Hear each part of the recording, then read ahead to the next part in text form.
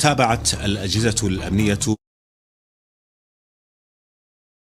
عبر تحقيقات شمولية مشتركة حثيثة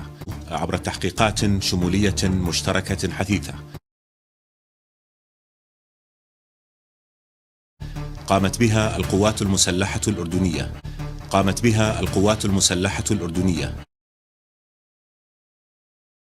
الجيش العربي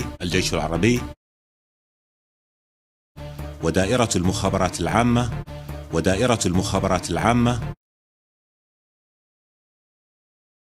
ومديرية الأمن العام على مدى فترة طويلة نشاطات وتحركات لسمو الأمير حمزة بن الحسين والشريف حسن بن زيد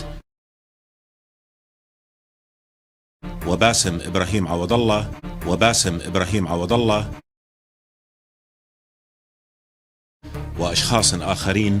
وأشخاص آخرين تستهدف أمن الوطن واستقراره.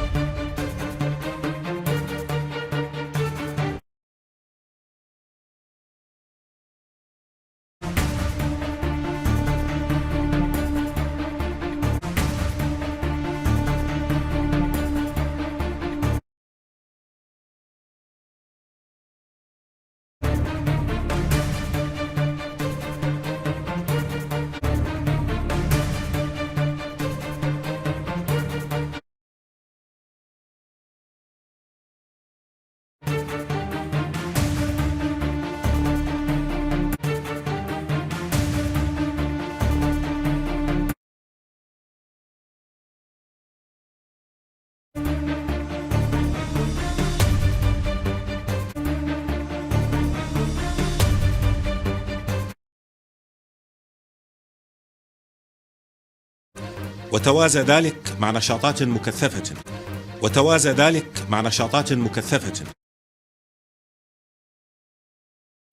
لسمو الأمير حمزة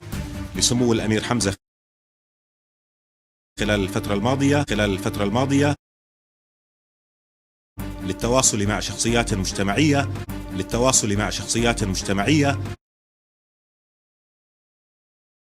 بهدف تحريضهم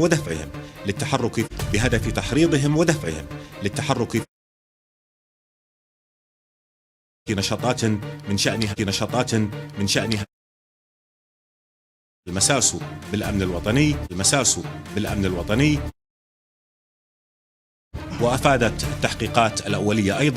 وأفادت التحقيقات الأولية أيضا بأن الأمير حمزة كان على تنسيق وتواصل مع باسم عوض الله للتوافق حول خطواته وتحركاته.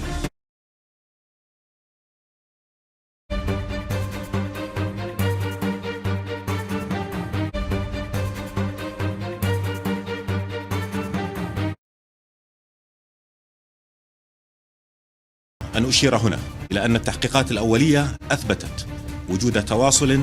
بين أشخاص من الحلقة المحيطة بالأمير حمزة تقوم بتمرير ادعاءات ورسائل إلى جهات في الخارج تشمل ما يسمى بالمعارضة الخارجية لتوظيفها في التحريض ضد أمن الوطن وتشويه الحقائق. كما توصلت هذه التحقيقات إلى وجود ارتباطات بين باسم عوض الله وجهات خارجية